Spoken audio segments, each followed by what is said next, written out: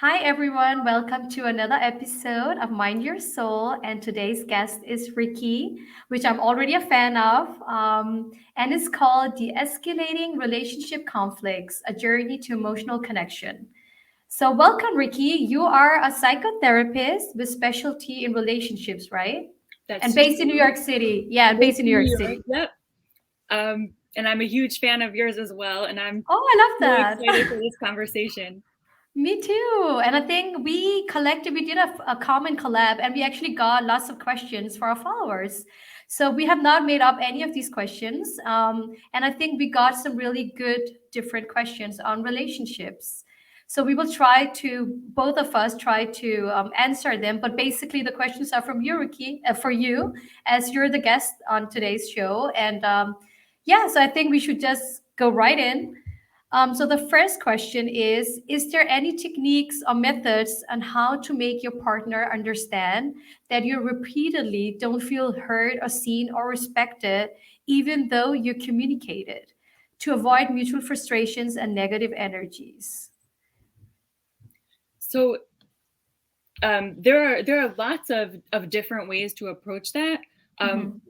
What a painful situation to be in, to feel that your partner doesn't hear you or isn't Mhm. able to connect that way. Mhm. Um, I'm very curious to hear the science behind this, actually, because there are all these different templates out there. There's Gottesman's, there's the sort of nonviolent communication template, which I love. There's Terry Real talks about the feedback wheel, and all of them really emphasize beginning a conversation that does not include criticism. That it's so tempting to start with you're doing this or you're not doing that. And that is sort of a guarantee that the conversation is not going to go where you want it to go, that you're not going to be heard the way that you're hoping to be heard. Mhm. Um, and so I'm so eager to hear what is it that happens in somebody's brain that makes it that sort of shuts down communication there. But the goal is really to start with sort of this is what I see happening, and stick to observations, um, and to separate those from, and this is how I feel about it, or this is how I'm interpreting it, and that way you're sharing your experience in a way that's not Mhm. judgmental, and that is more likely to elicit more empathy from a partner. Yeah, instead of saying like pointing fingers, Yeah. because yeah, what you just said about the brain part. Okay, so we are always in flight, fight, and fight mode, Mm. which is our reptilian brain, which is also called the emotional brain, which obviously takes over in situations like this. So amygdala, which is placed in the middle of the brain, you, just to emphasize, first of all the brain's area work together, right? But some are more emphasized when we are faced in those tough situations like this, when you're trying to communicate something and you don't feel like they're hearing you or listening, or they're not present, right? They're not Mhm. understanding it, and to you is very clear, but that's because you operate from that fear, right? You operate from amygdala, which is here to protect you. So you're already feeling anxious, and when this comes out, it does not come out right, because you're not thinking rationally, you're working with your emotional brain. And and that's kind of hard, because when you're doing that, obviously the message will not come out right, because you're just in your fear and anxiety state, and then you can't even think clearly. So how is your Mhm. partner supposed to receive that message clearly? So that's why I always, like, when I'm faced in those situations, I always need space for myself. Like, we're all different, because I need Mhm. to process my emotional brain. I sometimes I need 3 days. Like, I need 3 days without talking about, I know.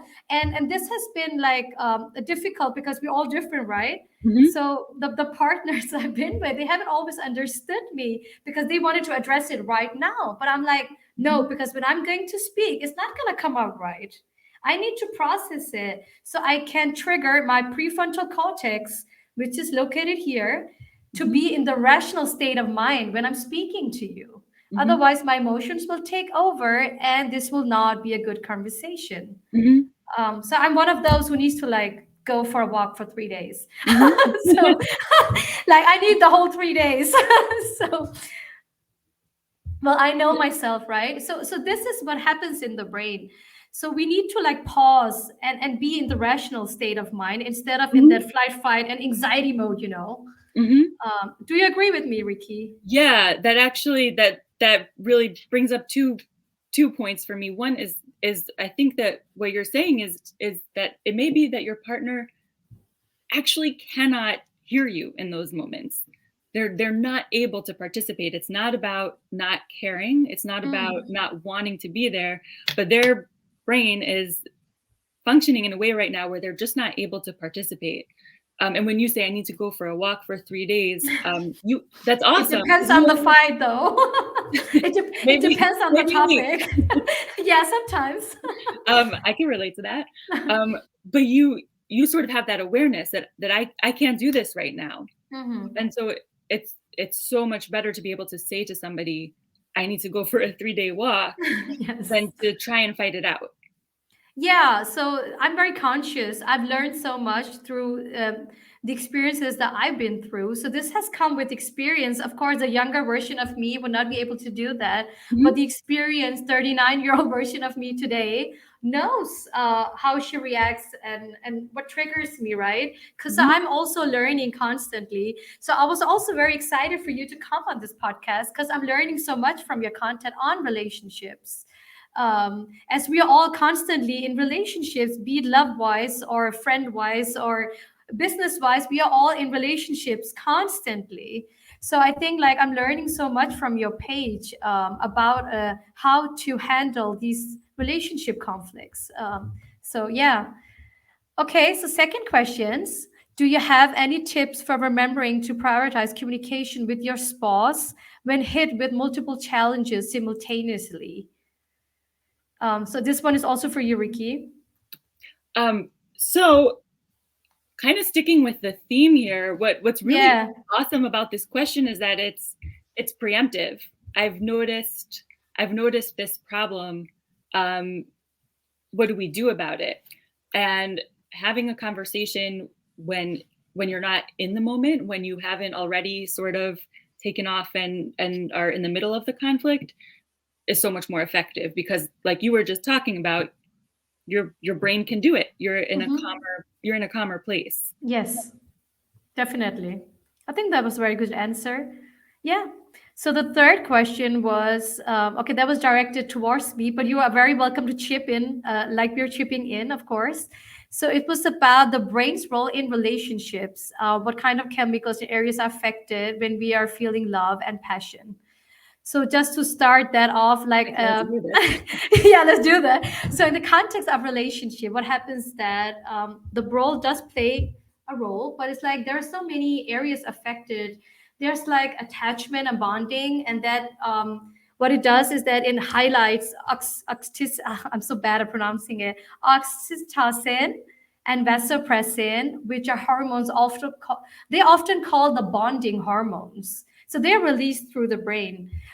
So they promote kind of like an emotional attachment. When you're like seeing someone, you kind of feel attached. I know attachment is not good. There are different types of attachment. So and then there's the dopamine, right? It's all those reward hormones coming in, which is involved in the reward system, the dopamine, and it's like the feeling of pleasure and reinforcement.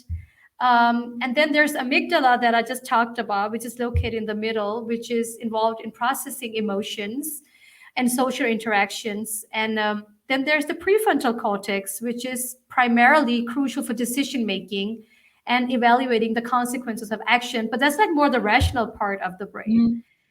Mhm, And then there's the stress response also involved, which can impact all of these areas, because when we are feeling this love and passion and we are learning a new person, our stress response is definitely triggered.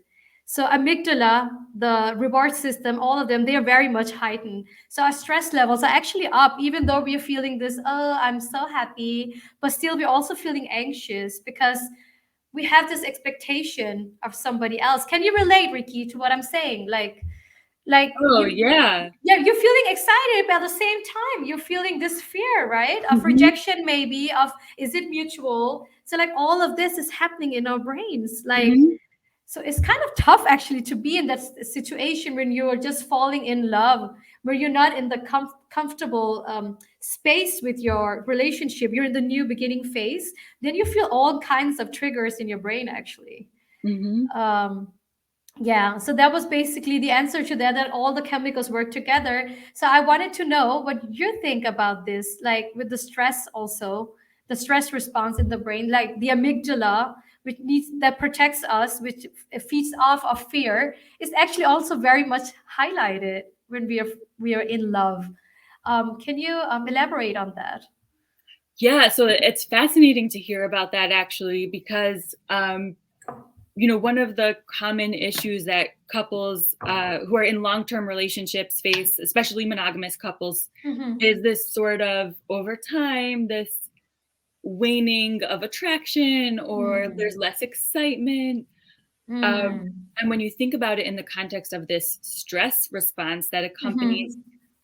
the excitement of falling in love, um, you can't stay there. You don't No, want to stay in that exactly. stressful, or your brain can't stay in that. No, you can't stay Yeah, in that. Yeah, your body reacts to whatever you feel. Like it's all yeah, correlated, right? You yeah, feel stressed out. Like you're not supposed to feel that. yeah. And then Mm. there's this sort of flip side where the price, I guess you could say, of comfort of not Hmm. having that stress is that you lose some of those butterflies, some of Yeah.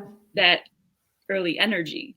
Mm. So what can you do about this? Like I feel like this is the same. I feel like everyone I know, even in Mhm, long term or like in a new relationship, they all face the same issues. Like, so what is the I know falling in love, or it's like you do that and then it passes away. Like then you kind of begin to love that person. It's like different. You grow with them, and falling mhm, like you can stay in love with them the same way you were before because you change and evolve yourself mhm, constantly, and so does the relationship. But I still feel like you could do so much more to have that fire in your relationship, right? mhm. But I feel people always say to me, like, oh, yeah, it's the same old drill. I've known him for 15 years. It's like, no, no, he's not going to change that habit of his, whatever. I'm just going to live with it. You know what I'm saying? Yeah, And when it's new, it's like, oh, I think he's the one. I think I'm ready now. yeah, He checks off my whole checklist, but I'm like, but you don't know him. Like, you don't know how it's going to be like in 3 months or in 1 year. Like, you see different sides of a person. You're yeah. not constantly in the same. You know what I'm saying? We Mhm. change like all the time. So how can you say he checks it all off? You haven't seen all the sides of him. So what is your advice on this, Ricky? Because this is something me and my friends talk about Yeah, all the time, right? Like this yeah. is the main topic that we talk about. So, It's a good one. I mean, this is a yeah. huge topic. Um, Yeah. Two things that I think of right away are, one, just knowing that's coming, that's sort of part of the package of being in a longer relationship, is that Mhm. it's going to change, that there's going to be those Yeah. ups and downs, Mm. and understanding that that's normal, and it's not Mm. necessarily a sign that this is bad, or this is when you lose that excitement, it doesn't mean I'm with somebody boring. It No, means no. your relationship is evolving. Um, and the other thing, and these are not the only things, but maintaining that curiosity, and maintaining that awareness that you don't really know the person you're with in the Mm. way that it becomes so tempting to believe that you do. Yeah, you So, think you know them, right? You're like, oh, I've yeah, been with him for so many years, like, but still you haven't like seen all of his or her size yet because we yeah, keep evolving. Yeah, yeah, because that's the sort of comfort that tampers the stress response. Oh, I exactly. know this person. Um, Mm. but and sometimes it requires work in the relationship to maintain, or to strengthen your separate identities also, Yes, I so that agree. you don't have such a strong feeling of, I know exactly what this person is doing and thinking. Um, Yeah, I know how he will react. Like I yeah, already know his answer because do you? Do you know? You know what yeah, I'm saying? You don't yeah, always know his answer. Like I already know what's going on inside of his mind, and I know he's going to react this in this way. And sometimes when they don't react like that, they're like so disappointed. Like, I thought he would react like that. You know what I'm saying? Mhm. Then a conflict is like, sometimes it involves a conflict. It's like, okay, you always do this. Why did you change like the direction or whatever? And then they'll be like, because like they're growing to an evolve. He or she is not the same person. Yeah. Yeah. So this is something that you deal with in your practice, right? I mean, you deal with many the subjects, but Yeah. like, yeah, conflicts like those, and Yeah. people like couples being together for many years and having like these conflicts. I think that's quite normal, right? Of course. Yeah. Yeah. Yeah. All right. That was a very good answer, Ricky. Thank you. Because I was just thinking that we always talk about this. So I actually got another question about, okay, the difference between the brain areas affected versus like falling in love or feeling in love versus feeling attracted. And this is something quite interesting because doing the research myself, I figured out that I thought I've been in love many times, but I Mm. figured out I was mostly just attracted. Like, I haven't really. So there's actually a difference. So let's talk about the attraction. So what happens is that our memory hypothalamus is called. Uh, it's actually part of the hippocampus, which is a memory association, but it plays a big part in sexual attraction and desire.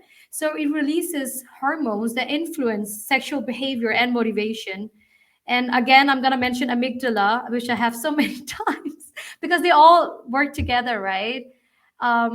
So the initial attraction is like amygdala feeds off the attraction that you feel, which is associated with arousal. When you meet somebody new, you're excited, right? Because it triggers all kinds of feelings inside of you. And then there's nucleus accumbens, which is referred to as the brain's pleasure center. So it's like the anticipation of rewards when you're with that person that you're attracted to. So this area is actually very much highlighted. And it's kind of also placed in the middle, in the back area. And then there's ventral tegmental area. So they all kind of overlap, right? Which is a neurotransmitter associated with pleasure and reward. So when we are attracted, we feel this. So there is a difference. That was the attraction part, right? And then there's the love part. So now we're back to releasing those reward hormones, oxytocin, vasopressin that I mentioned before. But then the nucleus is also here. You feel rewarded when you're with that person. You release dopamine. Like, you feel happy hormones in your brain releasing when you're in love. And you can be confused by being in love or being attracted because it's kind of the similar areas that goes around, right? But here it actually involves the prefrontal cortex. When you're in love, you're very much also conscious about it, actually, because you decide to spend time with this person over and over again. When you're only attracted, I think you might find them interesting in the beginning, and then you figure out, they're not like they're not compatible with me, or like I'm not really feeling it.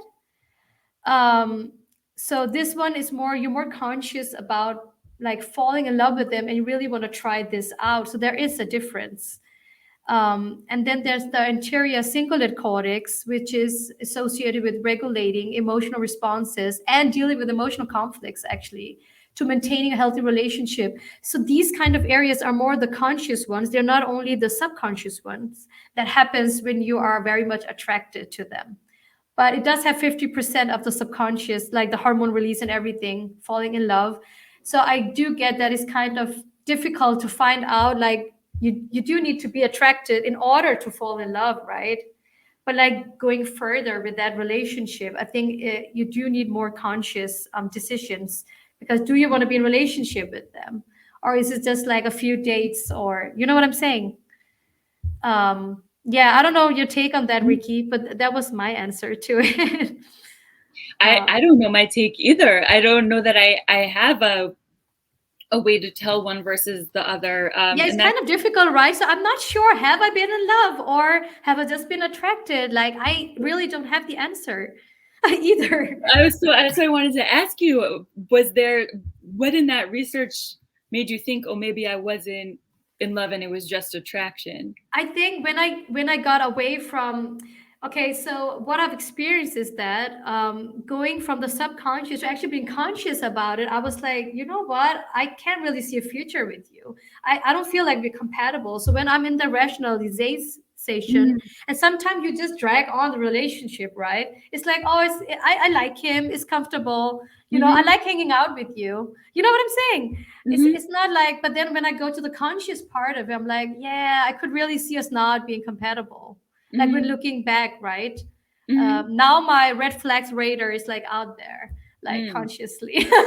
So, because I'm experienced now, I'm not like young 20-year-old, you know what I'm saying? So I'm very much conscious about what am I feeling. My time is precious. I really need to attract the right ones, mhm, spend time with aligned people. Now I'm very much on the conscious side mhm, more than I am on the subconscious side. But of course, I'm mm, attracted subconsciously, and then I have a choice, right? I have a choice to continue it or not. So I am very much working with my prefrontal cortex. I feel mhm, like, but mhm, yeah, it's easy to say that now, but sometimes I'm also like, I don't get this, mhm, stuff like that. Because mhm, I'm just like everyone else out there trying to figure this whole relationship thing out. It's mhm. not easy. Yeah, yeah, I I'm feel like love is really difficult. Like, yeah, it's really tough. Like, this is the subject that interests me the most because I think it's really been tough, like, from my experiences. And also what I see, like, in my friends and people around me. Like, most of the people are divorced, right? Um, yeah, I don't know what to say. Yeah. So that is sad, right? I think you should be divorced if you're not happy, obviously. Coming from myself, I'm divorced, but I'm just saying that I just see this a lot more than I see people working on their relationships. That's what I'm saying. I see more that they going apart than trying mhm. to like go to therapy or do counseling, or like people do not always take on those methods in order to improve their relationship. They just feel like it's died. Yeah, I see that a lot in social media where I think a lot of the content is intended for maybe an earlier stage of the relationship where it's Yes, like, that is what I see too. yeah, Yeah. you see a red flag, get out of there. Yeah. Whereas Yeah. in a long-term relationship, when you've been with somebody for a long time, when there's a deep commitment there, they're gonna have some like pretty tough qualities that don't necessarily mean run away. Or it's not even that they have qualities. I There will agree. be some misalignment there. Yeah. Um, that that's expected. What you were saying about this attraction versus love also makes me think about how um, sometimes people will mistake that excitement that excitement that Yeah. you're saying that, oh, 100%. yeah, and then think also that if they don't have that type of excitement at first, that means it's a relationship that doesn't have potential, which is also not true. Yeah. But how do you know? Like for me, I need the excitement. So when I'm not feeling excited, I'm like, okay, see ya. You know what I'm saying? And Yeah, sometimes my friends say, no, no, no, no, no, like it's not like you just said, but I'm like, I'm not feeling it. Like, why yeah, should I keep talking to you? You know what I'm saying? yeah, So totally. like I don't know like how to do this. Like I'm learning. I feel like I'm a student for life in this subject because I don't know. I don't have the recipe. If it doesn't feel right for me, I'm just gonna end it. Like my intuition is very strong, and I'm finally the last couple of years I've started listening to it, and I'm a whole different person, and I keep evolving. So when my intuition can say on the spot, okay, like you're compatible with him, or you can say, yo, know what, get out now, run fast, and then I do that. Like I listen to my intuition and then I'm done. I'm not even Mhm. giving you more chances. I'm done because I don't feel it. So you know what I'm saying? I So, don't know if I'm yeah. self-sabotaging or what. I don't know. Well, I mean, the excitement is wonderful. Everybody wants it. But it can be Um, constant. I know, I get that. well, I think that maybe there's room to understand what it is that's exciting to you, Mm-hmm. um, and then uh, and then to be able to make a more conscious choice about whether is that an like are Yeah, you yeah, yeah, I excited about get this that. person because of a Hmm. quality that uh, that might actually be hurtful to you, or Yeah, am in I the long protecting term? Or, myself? These are questions that I ask myself Mhm. actually. Is this me putting on my shield? Because I've been through so much. Like, is this me Mm. protecting me, or is it me like seeing the red, like yeah, the red flags, or what is it? Sometimes I am confused. So I could really use you like on a day-to-day basis. Let's do it. I have this question, Ricky. No, but this is tough, right? This is why me and Yeah. my girlfriends we talk about this a lot, like trying to figure out, like because we don't know what's happening in the other person's mind. So what I've practiced is that having honest conversations. This is Mhm. something I started, I think, 2 or 3 years ago. I was like, I'm just gonna speak my mind, but not like I'm speaking it with a rational. I process it and then I Mhm. speak it, so the other person can actually listen and hear. And then I don't know, like I don't assume that he's gonna say this or that. I'm just gonna put it out there because I'm staying true to myself. And this has worked very effectively for me, like communicative wise. Mhm. Instead of me thinking he will say this and that, like those scenarios, I just stop with that because that just, yeah, kills. I mean, that's a huge skill. That's Yeah, I'm work to practicing it. develop. Yeah. Yeah, so yeah, I'm trying that, and I think honest communications is what really gets you there, because many Mhm. people hold things back, right? Which Mhm. actually leads me to our last question of boundaries. Yeah. How do I know to enforce a boundary or when to accommodate? I feel like this last question really sums it all up, right? Having boundaries. Yeah. Yeah, Well, that ties in so nicely with what you're we were talking about, yeah. that when you're not sure, is this a red flag, or is this, what am I being too protective? When you communicate what you need, um, then you're going to get information back. How is this Mhm. person going to respond? Mm. Yeah. Um, yeah, but so how, the question is, how do I know if I should if I should enforce the Enforce the boundary, or boundary. Yeah, Mhm. yeah, yeah. um, so again, this is another, there's not a right answer. Mm. I think that sometimes, and I bet a lot of people will disagree with this, but that we kind of equate boundaries with needs. Mhm. And to me, they're not really the same. A boundary is a way to meet a need Mhm. versus the need itself. So I need to get, I need 8 hours of sleep might be a need. And Yeah. my boundary might be, so I'm going to go to bed at 10 p.m. But Mm. another boundary might be, so I'm going to wake up later. Like, it doesn't, that's probably not the best example, but when you separate the boundary from the need, there's a little more room for flexibility. So if you can have Definitely. a conversation with your partner, what are your needs and what are my needs here? It's easier to talk about how to meet both of them instead Yeah. of deciding who's going to win and who's going to lose here. Because once there's going to be somebody gets what they need and the other person doesn't, then you're Mhm. both losing. Then the relationship loses. Yeah, I agree. That was a really good answer. Do you have any final thoughts, Ricky, before we end this episode on relationship? And yeah, it was about de-escalating, right? Relationship conflicts. Do you have anything you want to add to our listeners out there? Because it is a mental health podcast. So yeah, do you have anything you want to add on as a final thought?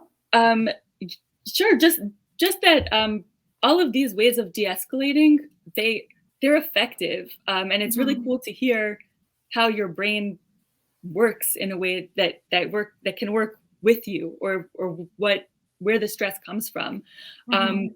and a lot of the work in therapy is sort of understanding what gets in your way of doing those, of implementing Mhm. those strategies. What are the things that you have in place already, um, and where did they come from, and what will it take to feel safe to try something else? So Mhm. so it's work to make that switch. It sounds Mhm. like we can describe it in, oh, just say this way, just approach that way, but Mhm. it's not a simple switch to make. No, it takes time and it takes Yeah. experience, and you have to go through a lot, like in order to figure out what works for you. But thank God we have therapists like you can help you with like the right tools for relationships, right? Neuroscientists like you. Yes, and and I know what parts of the brain triggers what and stuff like that. So I think, yeah, our listeners should definitely follow us, and they can, I will put out reels and stuff like that. And yeah, so they can learn something. And I'm learning so much every day from your content. So that's amazing. Oh, thanks so much. Thanks for coming over, Ricky. Really appreciate it. Thanks so Thanks much so for much. having me. This has been so Yeah, much fun. it has. Bye. Bye.